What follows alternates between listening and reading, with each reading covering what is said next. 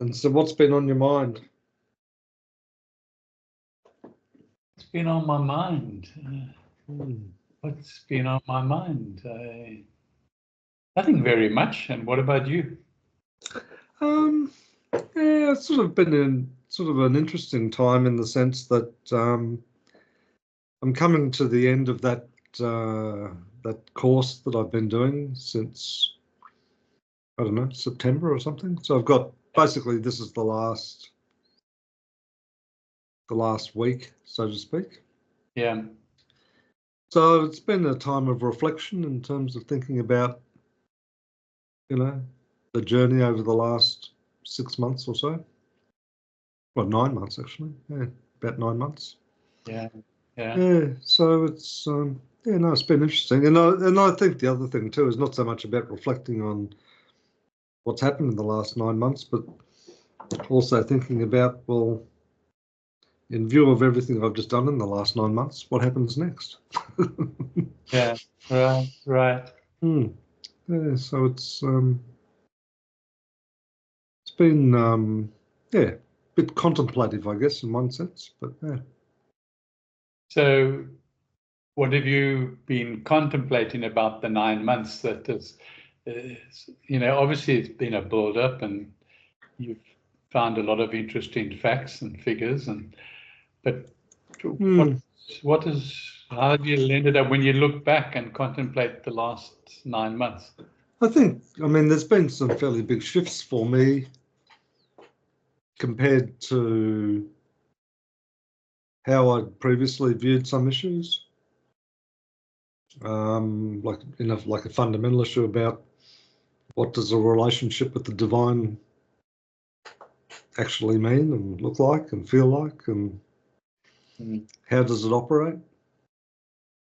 Which is a sort of a difficult issue to describe, but it's a little bit paradoxical in the sense that on the one hand you've got the divine, the creator, the all-powerful, I guess, and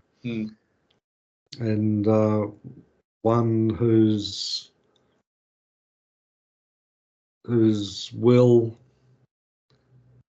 and desire for humanity, as outlined in the scriptures, is incredibly compelling and desirable. And then you say, well, then how do I have a relationship with that? And I guess kind of where I've landed on that is that the relationship is kind of like a partnership. So the expression of the divine will is done through people like myself. And for that to occur, it's important that I make decisions and take responsibility for what I do in that sense. Right. So the other component associated with that is like the question, well, how do you discern what the divine will is? So there's been a lot of work around discernment.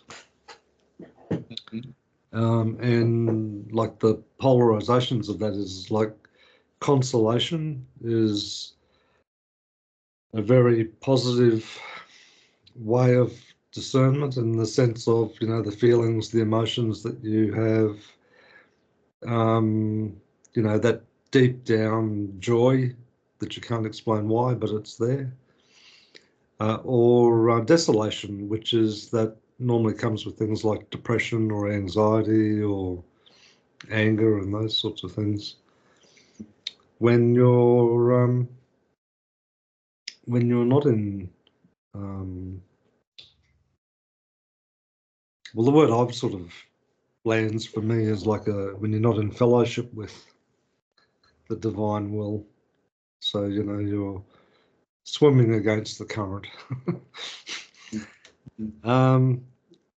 So it's sort of been this interesting mix of, you know, coming to, well, you know, those fundamental questions like, well, why have a relationship with the divine? You know, if God is all powerful and all knowing, and why don't I just get told what to do? Or wasn't just happen anyway? You know, but yeah, so I think it's been incredibly rich in the context of exploring those questions, but exploring them not in an intellectual sense, but in an experiential sense. So along the way, there's been lots of contemplation, lots of meditation, lots of prayer, a bunch of other exercises, regular journaling, sitting with questions, sitting with passages out of the scripture, use of my imagination to put myself into the picture of some of those passages. So it's, you know, it's one thing to read it and say, I don't know, what's an example? You know, the upper room discourse, you know, the night before the arrest of Christ, you know. It's one thing to read the passages, but it's another to use your imagination and put you into that, yourself into that scene. Mm. And then explore, well, what sort of feelings would I be feeling? And, you know, what would I be noticing amongst the others? And Okay.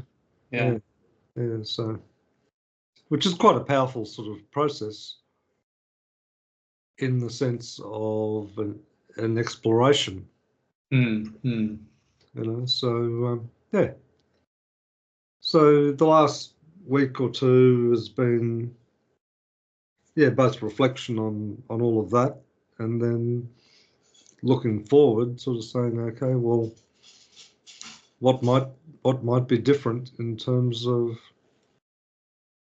how I go about my day. Yeah. Mm. Okay. Yeah. So do I hear you saying that when the relationship is good, which implies there are times when it's bad, okay, but Maybe a better way to describe it is that when the relationship doesn't have an obstacle between myself and the divine, an obstacle which I would normally create, versus times when there is an obstacle between myself and the divine. Because the divine is constant. Like the divine, like God doesn't have a bad day. yeah. But we do, you know. So Okay. So because you implying that your main objective is to have a relationship with God, okay, that implies that God is separate from you. no, not at all. I mean, and this is one of the fascinating things is trying to come to grips with what, you know, what and how God is.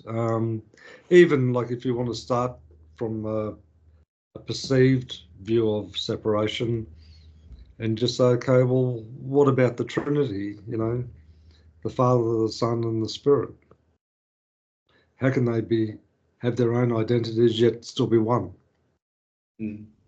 And there's a lot of contemplation around that.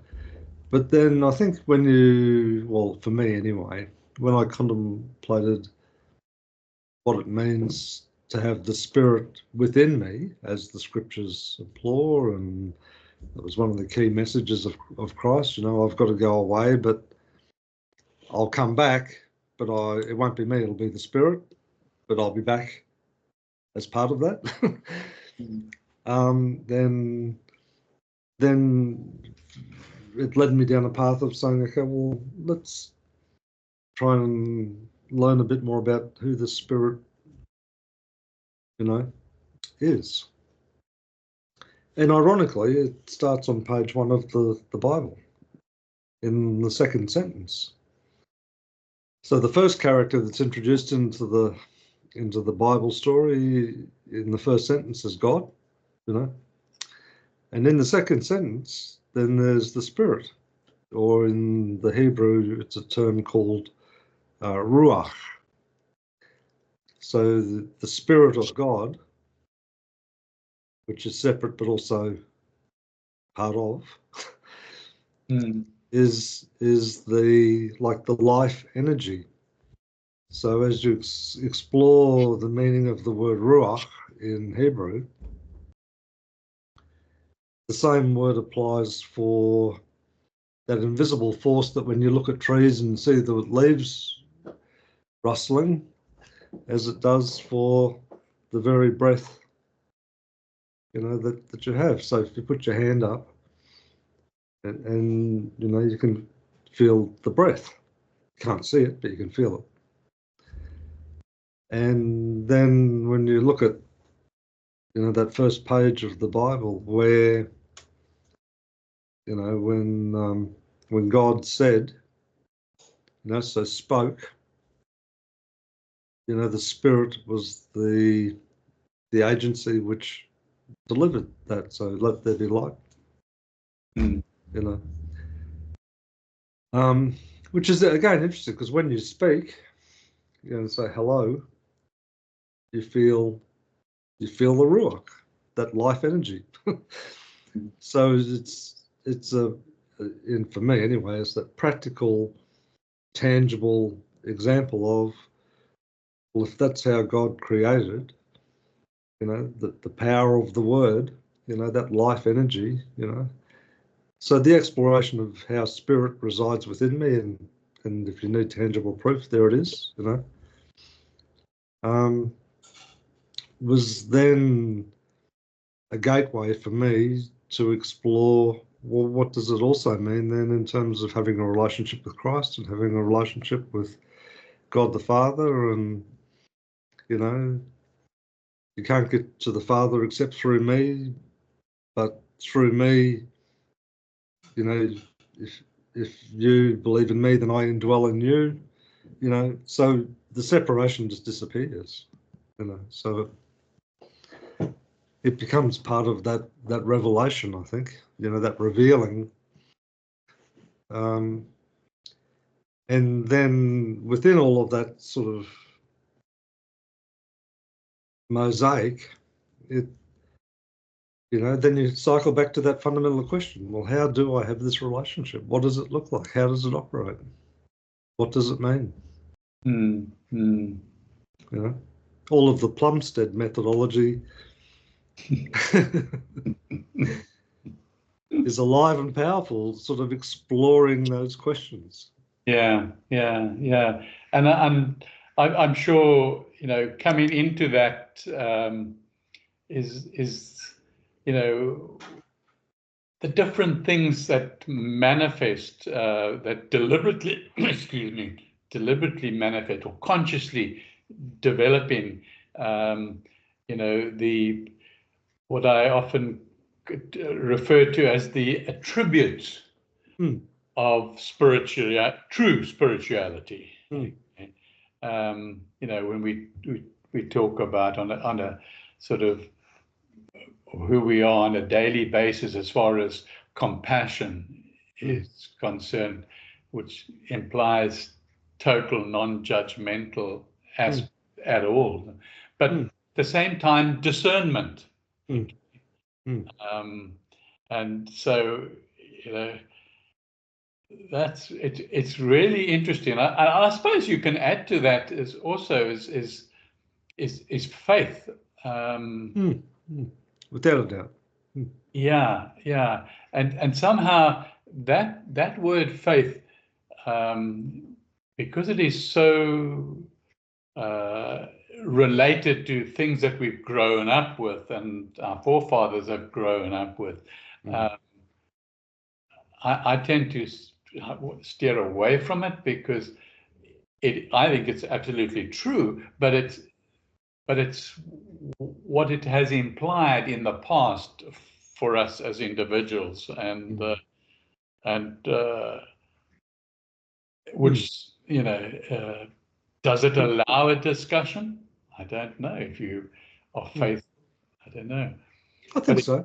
I think so. I mean, because again, if you try and look at some of these ideas in a practical application, which is a good way of grounding it rather than just having a philosophical discussion with yourself or with others, you know, then it's important to do that. And that's where I think this idea of discernment is so important. You know, like if part of making a decision, irrespective of what other people think, around say, yes, I want a relationship with God. And the sort of relationship, you know, after a lot of contemplation and reflection, is one where I come to the view that everything that I have and am has been given to me by God through grace. Right. And then in terms of, well, what do I have to give to God? Well, what I have to give to him is what he has given me. I can give it back, and at the same time saying, well, I'm giving, the only thing that I have is my life, and I'm giving that back to you, you know, because I want to be an instrument of the expression of your divine will. And so you could be giving back faith, that by being faithful? I think so. I think it's a cycling thing. And it also, you know, it's like any sort of relationship, you know, you give love, you receive love. Yeah. You know, I'm quite certain that the divine has faith in his creation, notwithstanding the human condition. But I'm certain, I can't speak for others, but I'm certain on my own part that I have faith in the divine as well. And it's not a blind faith, it's a faith based on what shows up each day.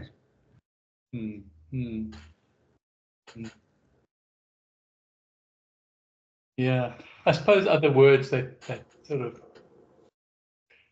come in place here is like perhaps high ideals, and harmony and joy, and so all these things, because we're living in this bubble, and we want a relationship with God who's outside the bubble, and yet he's inside the bubble through perhaps our soul. He's got that connection, that plug into us. Okay. So yeah, that's I guess all these words that we're using, like kindness and openness and oneness and patience and so forth. You know, it's a sort of self-responsibility.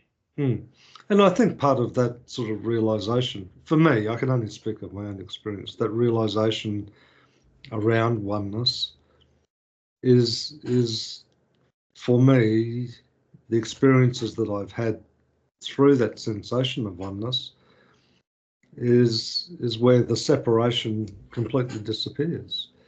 So if you wanted to use spiritual language, you know, it's where heaven and earth intersect. Right.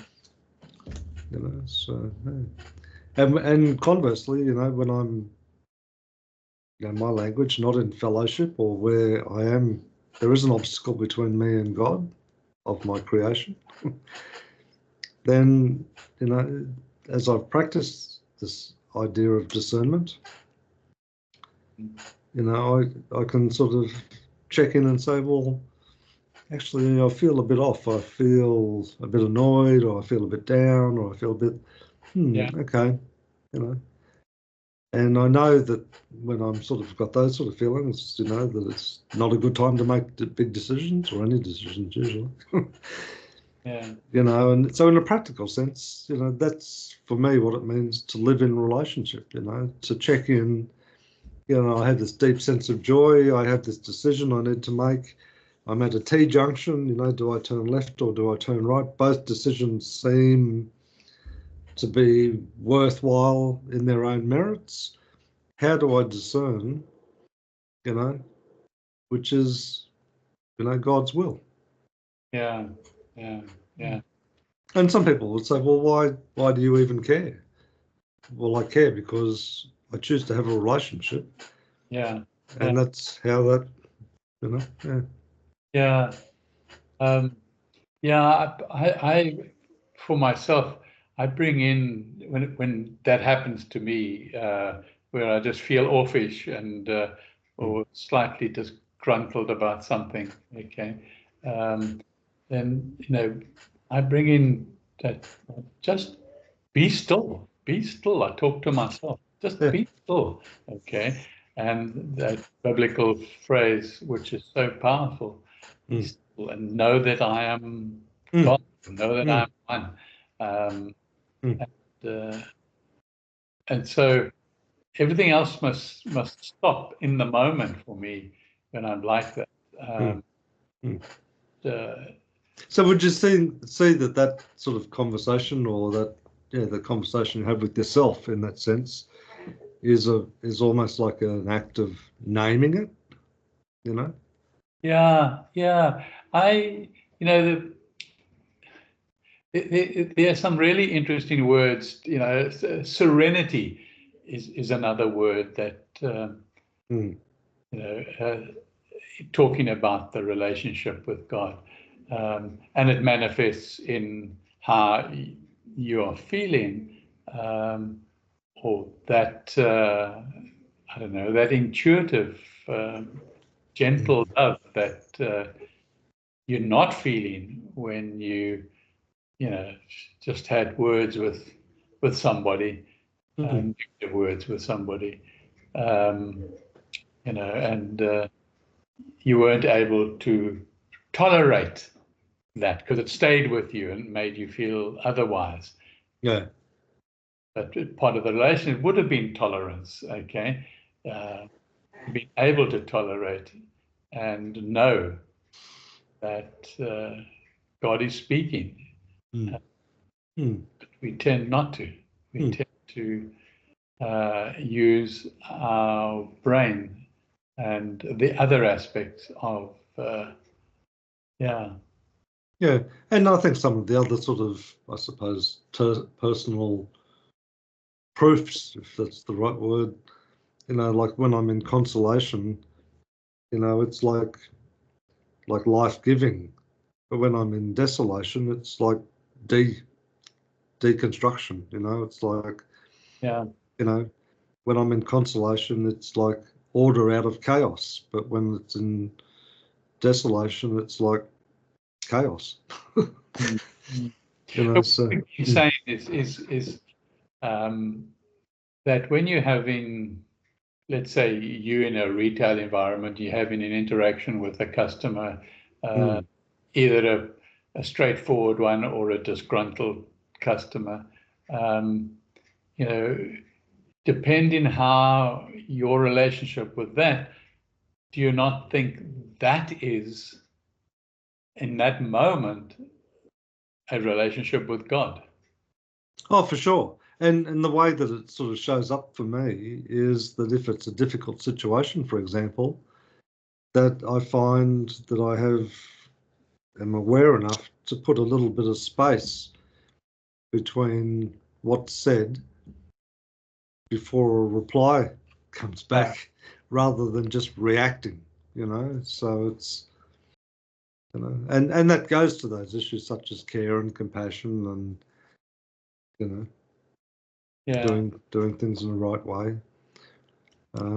because it's one that seeks to build rather than be subtractive. It's not about, oh, I'm having a conversation with this person, I don't like what they've just said. therefore I must win. Yeah. You know, and it becomes a jousting match, you know, so. Yeah. So it's been a very, very fruitful 9 months. Yeah, very fruitful. Fruitful's a good word, actually. Yeah, because I feel there has been a lot of fruit out of the investment that I've made. Yeah, yeah.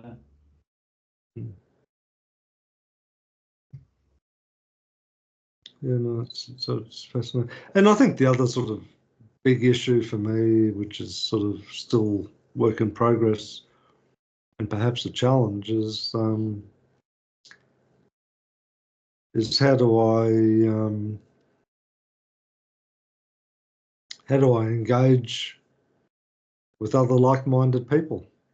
You know, like in the traditional sense, you say, oh well, you attend a church, you know, and that's a very sort of one or two-dimensional response. But in one sense, it's true, though, in terms of a church being, you know, a diverse group of people, you know, with a common view about things or an intersecting view about things. And I think that part of that relationship with the divine does have a responsibility as a call to action as well. It's not just sitting in a cave or sitting in an office in your home, sort of saying, "Okay, this is my relationship time." Yeah, sure. You know, it's about how that translates into day-to-day action. You know, so yeah. Which also doesn't mean you race off to go and join a monastery. You know, like it's, you know, it's about living your life, you know, with its underlying context, I think. Yeah, yeah. It's interesting that sort of you pondering that question about joining a community of like-minded people or joining with them to time. I historically have always it's always been about people around, interacting with people. You know, it doesn't matter whether it's in the sports club or playing sport or whether it's in, no matter what it's in. Okay, and now I find myself 100% on my own, 100% isolated. Okay, other than my wife coming home in the evenings, I literally don't see another person. You know, when I'm walking, you know, very occasionally I might cross somebody, and shame on them because I strangle them and start talking to them. You pounce. Don't go. Yeah. So it's interesting that life had brought me, and it's also interesting. I remember, I don't know how many decades ago, no, even, yeah, many decades. And when I think it was somebody I was interacting with in England, you know, via email. Anyway, he read my astrological chart and the planets and all the rest of it. And I remember him clearly. One of the many things he said, probably still got, because everything he wrote down, because he had to. But anyway, I might still have it somewhere. But I remember him saying, "You're going to land up in your life like a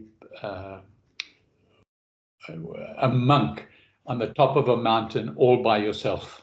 Okay. And I thought, wow, okay. You know, I don't even know a mountain.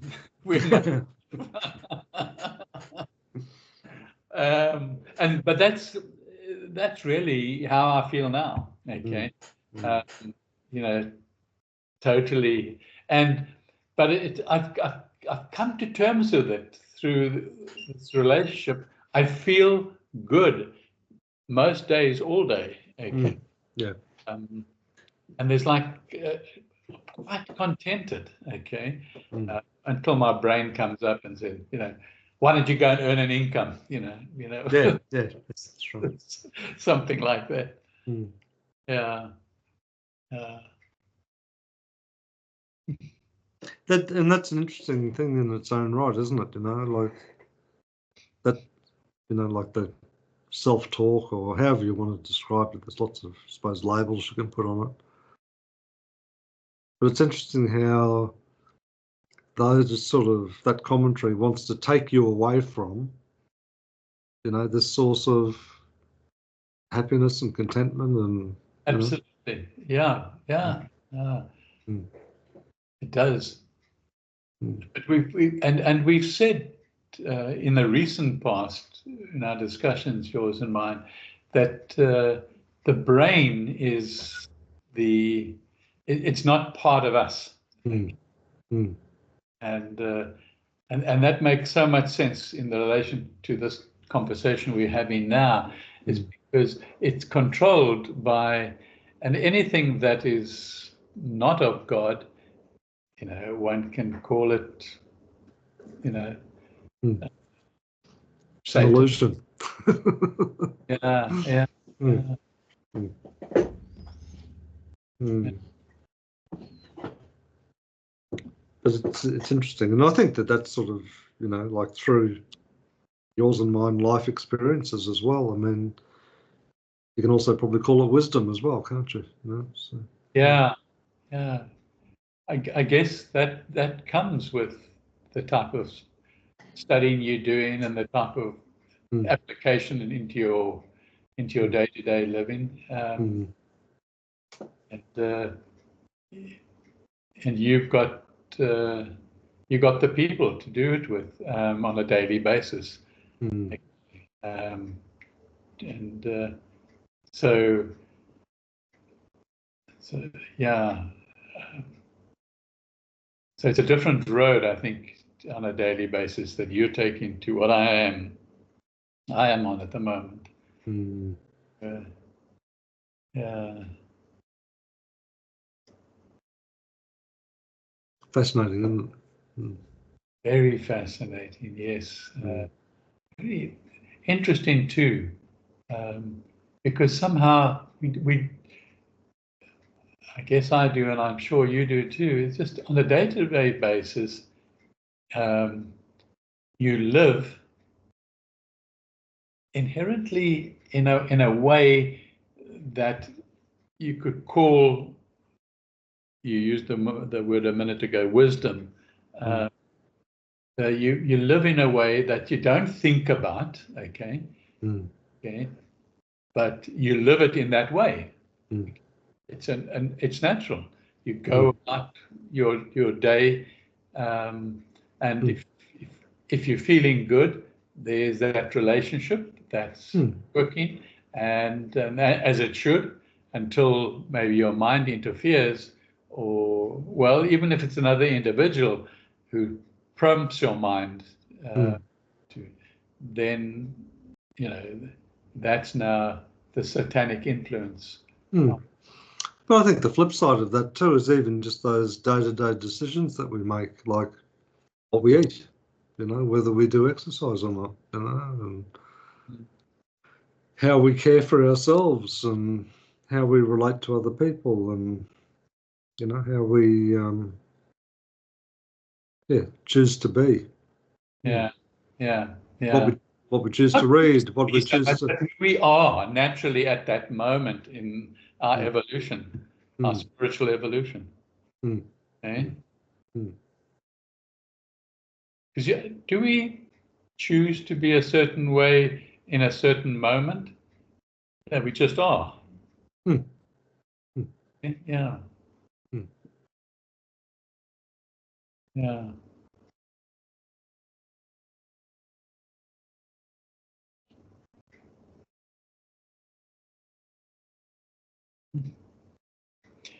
So how was your birthday? Very quiet day. Yeah, no, it was nice. Thank I went out and saw one of my sons on Sunday because it's his birthday today, actually. So we were always just a few days apart. So it was a lovely. Went out there on Sunday and spent a lovely day with him and solved half of the world's problems. So Yeah. mm, Thank you. It's good. mm. You get on well. How many? You got 3 sons? 2 sons and a daughter. 2 sons and a daughter. Yeah. You Mm. get on well with them? Yeah, yeah. Are they Yeah. spiritual? You can have a conversation with them? Yeah. Yes. Yeah. Yeah. It's sort of interesting. Like, it's not a topic that comes up on a regular basis with them, but for example, all 3 of them read the book, Right. and that was a catalyst for some conversations with them individually. So yeah. Right. I'm sure it was. So that's great. If they can communicate to you on that book, Mm. that's marvelous. Okay. Mm. They're on the same wavelength so they can have a discussion. Yeah, yeah, Yeah. yeah. So Yeah. so it's an interesting topic, because I think my personal approach is always, well, not always, but is very much around the idea of, my spiritual path is my spiritual path. And if someone's curious about that, I'm always happy to talk about it.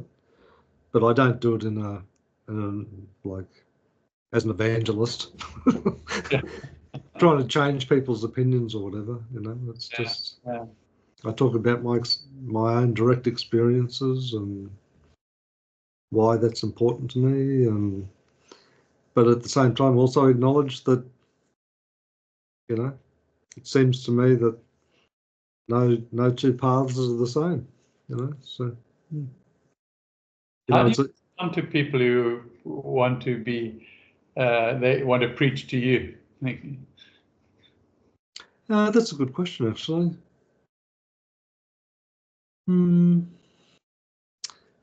Like, if it's preaching to me, like on a Sunday morning, sometimes when I walk the dog down at the waterfront, there's a group of, I think they might be like Jehovah's Witnesses or something, Yeah. Yeah.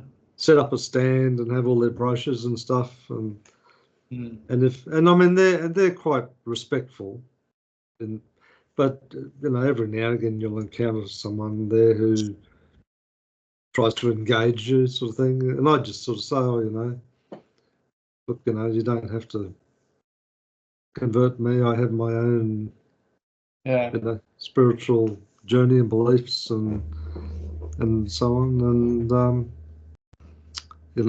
your work has been done. So.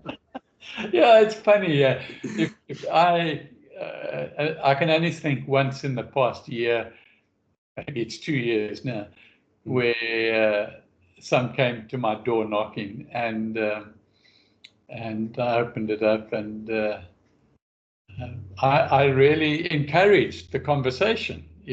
I said I was really, but I was genuinely interested in what they had to say. Okay. Because they were, they had faith and they were so sincere in what they were doing, and they were such nice people. And I thought, wow, okay. And So you pounced on them. so I pounced on them.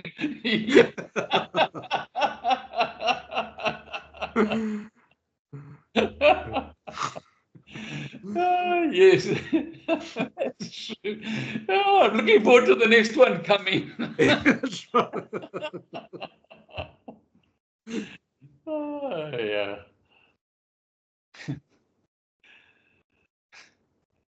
Funny.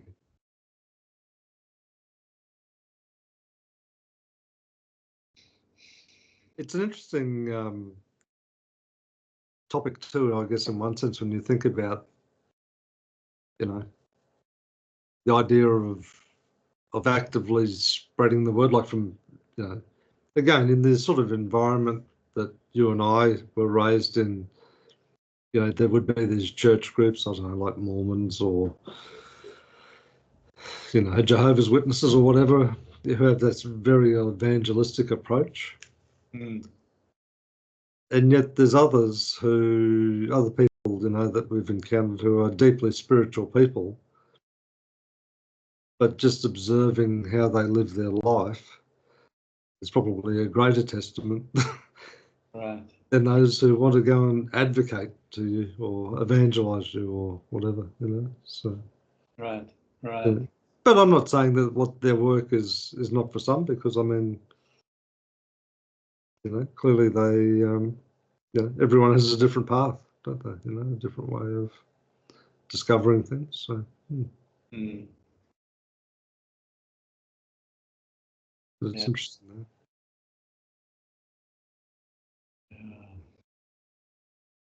And I think in one sense, like if you use the analogy of like your garden, some interventions that can be radical, like pruning. Yeah. Other interventions can be quite subtle, Mm-hmm.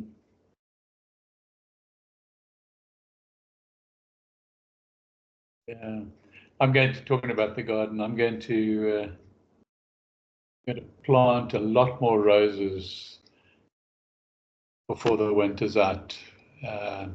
You've been inspiring me to.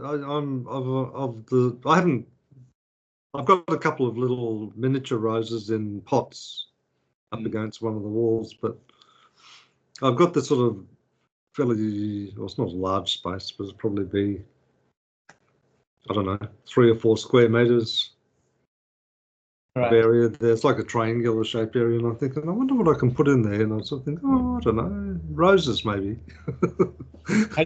Is it walled in or is it open space? Open. Open. Okay. Oh well, I mean, it's got a footpath on on the 3 sides. Yeah. Yeah. Mm. Because there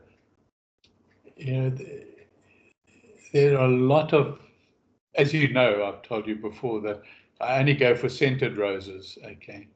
And, I'm thinking about right now. I'm thinking about,